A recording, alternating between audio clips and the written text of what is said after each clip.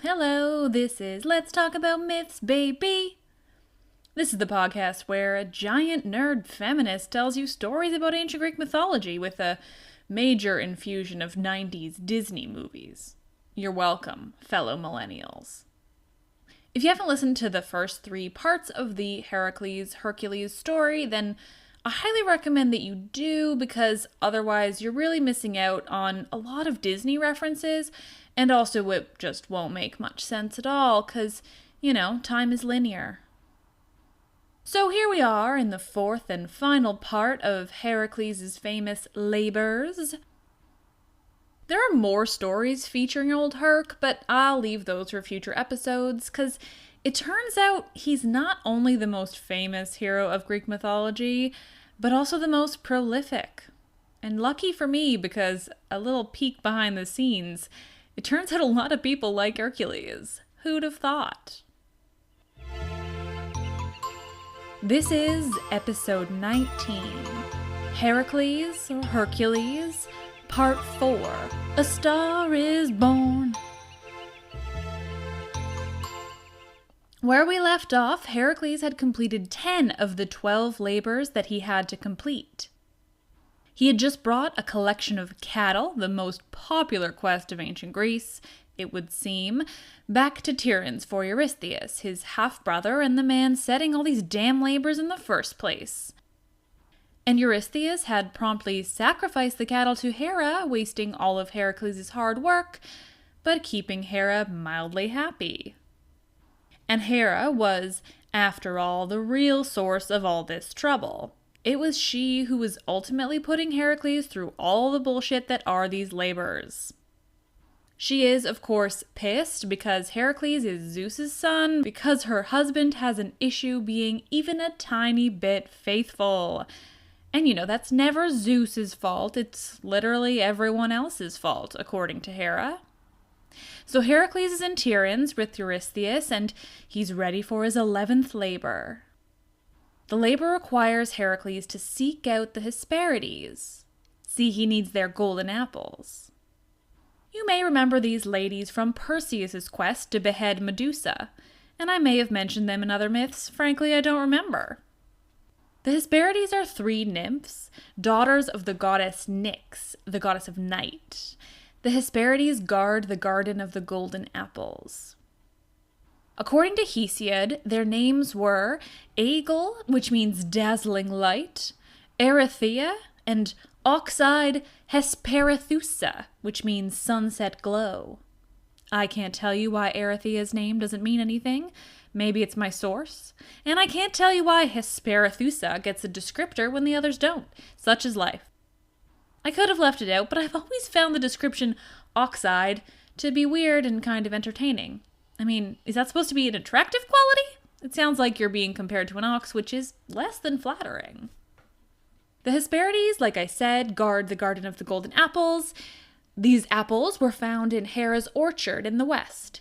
And the precious apples are precious because they grant immortality to whoever eats them. So, much like Hippolyta's belt, they're much sought after. Everyone likes immortality. The golden apple trees came to be when Hera planted fruit branches that Gaia had given to her as a wedding gift. When the golden apples began to grow, Hera assigned the Hesperides to guard the orchard. But the Hesperides weren't entirely trustworthy, and they developed a habit of sneaking apples for themselves. So Hera ended up placing someone else in the garden to guard it. Ladon, a 100-headed dragon, lives there, so the Hesperides are kind of just there, I guess. I don't know how much power they have when really there's a dragon there to guard it. And once again, Heracles' first big problem during this 11th labor is that he has no idea where he's going. He doesn't know where to find the Hesperides.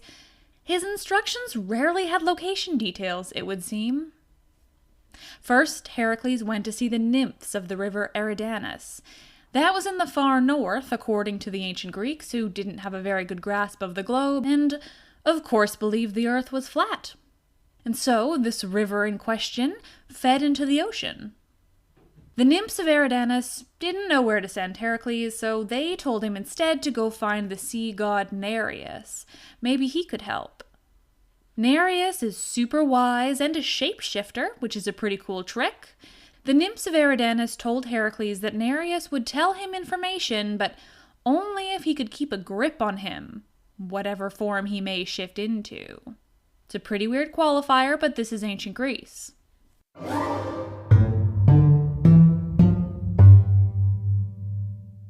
Heracles found Nereus on a deserted shore. Nereus never stayed still. He was constantly in the midst of transforming into something or other. I'm picturing a shifty, shiny person-like goo, though I have no idea how that would actually work. Heracles realizes that's what he's looking at, though, mainly because it doesn't look like anything in particular, so he figures shape-shifting god is the only explanation. He grabs onto Nereus, and immediately Nereus shifts into a lion, but Heracles holds on tight. Then he turns into a slippery, writhing snake, but Heracles is strong and he knows what to do, so he holds on. He then transforms into fire and then water, but Heracles just squeezes even tighter. When he's holding on to fire and water, I don't quite understand, but regardless, that's what happens. Finally, Nereus gives in, and he tells Heracles where to find the Garden of the Hesperides. But Nereus tells Heracles that it's not just that crazy 100-headed dragon that guards the Hesperides. No, on top of that, the garden itself is simply unreachable. It's hidden behind veils that are not of this world. Heracles is bummed and doesn't know what to do, so he kind of just wanders around aimlessly. He heads over to Egypt, where he encounters a king named Busiris. Busiris has this habit of killing everyone who shows up on his land. He's not particularly welcoming, to say the least.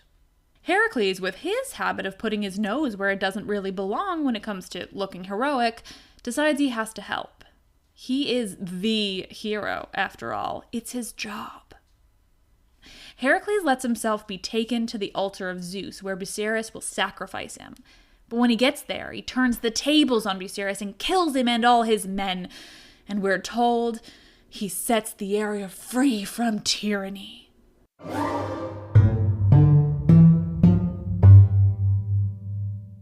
Next, Heracles goes to Libya, where the king Antaeus is a giant. He's the son of Gaia and Poseidon, and he has a habit of wrestling to death any visitor that comes by. And if you're wondering for how long Westerners have presented people not from the West as savage and cruel and just straight up murderers, here's your answer. It's forever. The trick with Antaeus was that his mother's touch made him impossible to defeat.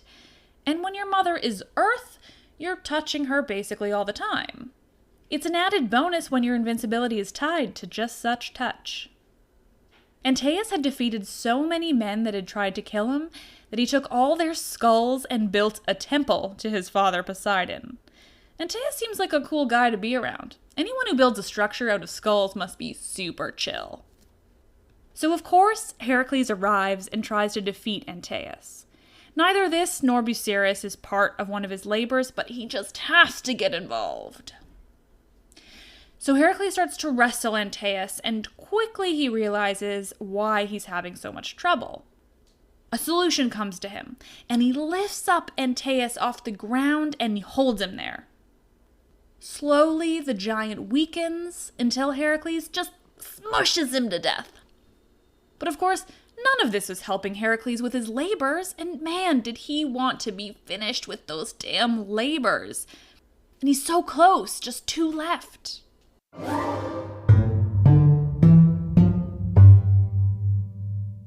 He wanders around, asking for advice along the way, but no luck. Finally, he wanders all the way to the Caucasus Mountains, where he meets Prometheus, who's there chained to a rock. I've repeatedly asked myself when I was going to cover the story of Prometheus, but just haven't gotten around to it, and now I wish I had. Long story short, Prometheus is a titan, and when the gods were creating humans for the first time, they didn't want them to have fire. Prometheus took pity on humans and he gave us fire, but he was punished. Zeus wasn't thrilled by this, and he chained Prometheus to a rock and had a massive eagle peck away at his liver all day long. Prometheus, being a titan, would regenerate the wound overnight, and the eagle would come by in the day and peck, peck, peck again. Prometheus would never die. And so this is how Heracles found Prometheus, tied to a rock for what had to be generations at this point, just really enjoying his life. Heracles arrives and finds Prometheus like that, and he shoots an arrow and kills the eagle. Prometheus is so grateful that he tells Heracles that he should talk to his brother Atlas, that Atlas can tell Heracles where to find the Hesperides. If you'll recall, that's how Perseus found the Hesperides when they were part of his quest. Athena told him how to do it, so he knew immediately to go to Atlas. I guess Athena's not into helping Heracles in this moment, which is kind of refreshing. She always seems to just make things easy for them. Atlas, of course, could tell Heracles how to find the Hesperides because Atlas's job was to hold the world on his shoulders, and as a result, he tended to know where to find things. Being a personification of Google Maps is the only upshot to this situation. And so, Heracles went in search of the Titan Atlas.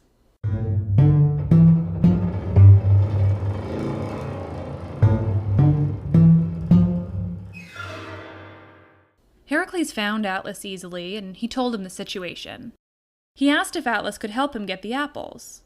Atlas told him that he could help, but he wondered what Heracles would give him in return.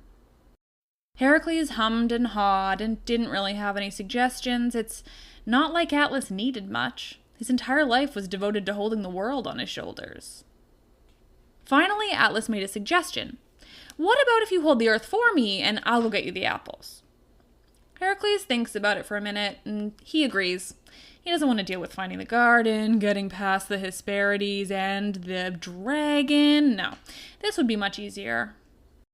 So Heracles takes the earth, heaves it onto his shoulders, and Atlas skips off over the horizon. Time passes. Like, a lot of time. And finally, Atlas returns with the golden apples, breathing heavily because goddamn that earth must be heavy. Heracles is eager to get the world off his shoulders, be given those apples, and get the hell out of there. But Atlas wavers. He kind of fiddles with the apples as he looks at Heracles, whose face is getting awfully red at this point, and Atlas proposes that maybe he should bring the apples to Eurystheus himself, just save Heracles the trouble. It's pretty clear to Heracles that Atlas is trying to get out of putting the earth back on his shoulders, and I don't blame him. It's a punishment that's been going on forever. So, going along with it, Heracles says, yeah, sure, you can bring the apples yourself. Just give me a minute. I need a pillow to rest this earth on. This is a tough job, and my shoulders are fucking sore. So Atlas takes the earth back for a minute, just so Heracles could get himself a cushion. Heracles is no dummy, but Atlas apparently is. Heracles immediately grabs the apples and goes to get the hell out of there. Atlas rages, yelling and swearing at Heracles. And I like to imagine Heracles pulls the old la la la la la, I can't hear you argument as he flits off into the sunset. Heracles makes his way back to Tiryns to give the apples to Eurystheus. But as soon as he had, Athena shows up and says basically, hell nah, you guys can't have those. What are you thinking? She takes the apples away and brings them back to the Garden of the Hesperides, and they're back where they started. Still, Heracles had technically completed the 11th labor, and so Eurystheus moves on to the 12th, the final labor.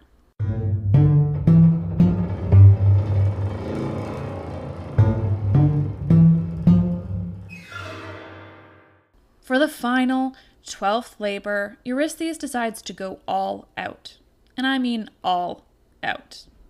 He tells Heracles that he needs him to bring back Cerberus. Yeah, that Cerberus. Fluffy, the three-headed dog who guards the entrance to the underworld. Now, there's more to Cerberus than meets the eye. See, not only is he a terrifying, snarling, three-headed dog, but there are times when he's much more, dog-like. See, when you enter the underworld, you see the softer side of Cerberus. He's sweet and loving and friendly as dogs are. He wags his tail. He wants a good pet. He's nice. But if you try to leave, that's when you see the bad side, and he'll eat you and not feel bad at all. There's some preparation to be done before Heracles can enter the underworld. It is, after all, not really a place where you're supposed to vacation. When you get there, you're kind of expected to stay there, because you're supposed to be dead. So first up, Heracles travels to Eleusis. He needs to be inducted into the Eleusinian Mysteries. You remember, that's a cult, though not in the way that we think of the word cult, that's run by the goddess Demeter. They believe that when you learn the secrets of Eleusis, that you'll then have happiness in the land of the dead, the underworld. So it would be helpful if you're planning to just stop by. Having learned the Eleusinian Mysteries, Heracles is ready to go. He finds the entrance to the underworld, which is apparently easier than finding Geryon or the Garden of the Hesperides, which seems weird, but what can you do? And he enters. Heracles finds his way through the treacherous underworld, encountering ghosts and monsters and who knows what else. And finally, he finds Hades, god and king of the underworld, husband to Persephone. He's blunt with Hades. He tells him exactly what he wants. I want to kidnap your dog. Hades is equally blunt. He doesn't outright tell him no. Instead, he tells Heracles that he can take Cerberus, provided he defeats him with his own strength. No weapons allowed. Also, he says, you gotta bring him back, because he's kind of important down here. He's pretty famous. Everyone knows him. He may end up as inspiration in a famous book about wizards later. Who knows? Heracles is, of course, Heracles, and so he defeats Cerberus pretty easily. He ends up dragging him away on a leash and bringing him back to Tiryns. Now, way back in an earlier task, Heracles had brought an angry boar back to Eurystheus, and if you'll recall, Eurystheus hid inside a particularly large jar, only peeking his head out to ensure that Heracles had indeed succeeded in the task. He does the same thing here, pokes his head out like a gigantic dork, and just makes sure it's actually Cerberus that he hears snarling in his palace. He nods in confirmation. Heracles rolls his eyes, I'm sure, and immediately brings Cerberus back to the underworld, as promised. And just like that, that's it. His labors are complete, and the 12 labors of Heracles will go down in history.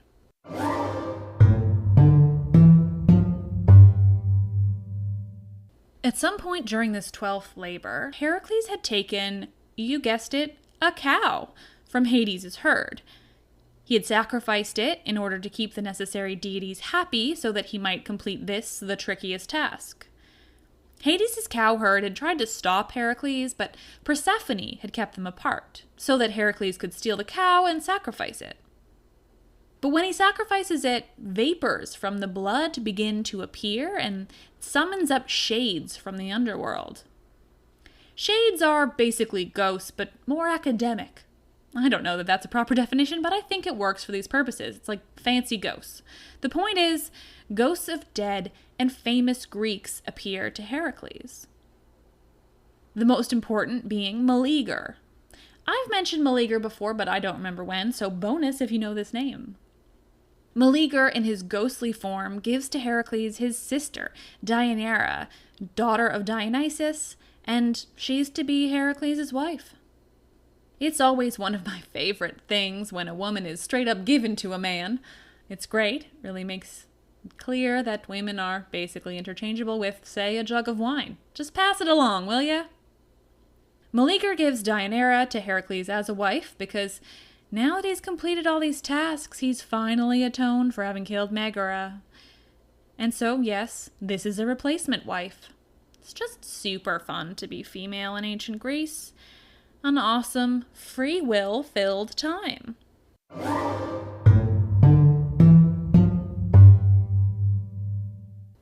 Heracles goes on to have so many other adventures, and there's details to his new replacement wife. It's not quite as easy as it may seem at this point, but we'll leave that for the future tales. For now, Heracles' labors are finished. He's a true hero, 0 to hero, just like that.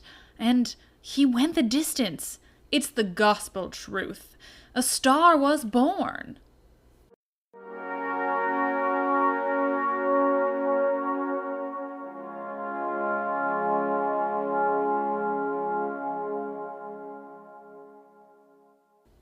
And so, dear listeners, that is the final of Heracles' epic, famous 12 labors.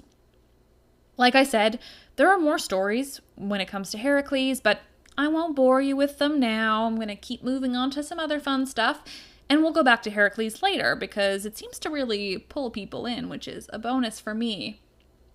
I'll ask you for the 100th time, but not the final time, my dear friends, to please, if you liked this, rate and review on iTunes. It's been really exciting lately to see listeners in different countries. I never thought that it would spread this far out of what I assume is the English-speaking world. So welcome, friends from random places around the globe. I'd also really appreciate it if you would like the podcast on Facebook. Remember, it's @MythsBaby, and, it just spreads the word, and I like to talk to you all, talk myths and gods and goddesses and monsters and all the good stuff the Greeks had to offer. I'm also happy to take suggestions for future episodes. I'm sort of looking at what are the best things to address going forward, and gonna delve into the origin of the Trojan War pretty soon, but kind of still working up to it, probably in the new year. You can also find me on Instagram and Twitter, all @MythsBaby. As I've said before, I have a Patreon account in case you're ever feeling in the giving mood. It turns out that writing and recording and editing this podcast as one person, takes so much time, and microphones are expensive, as I learned when things broke down. So, anything you have to give if you're a fan and have the money to spread, please feel free. It's, I believe it's patreon.com/mythsbaby, but if you just look up MythsBaby, you will find it. And you also get super awesome bonuses if you sign up. Thank you all. You're all magnificent. I'm Liv, and I absolutely love this shit. If it's not obvious, of course it's obvious all the goddamn time. It's just really fun.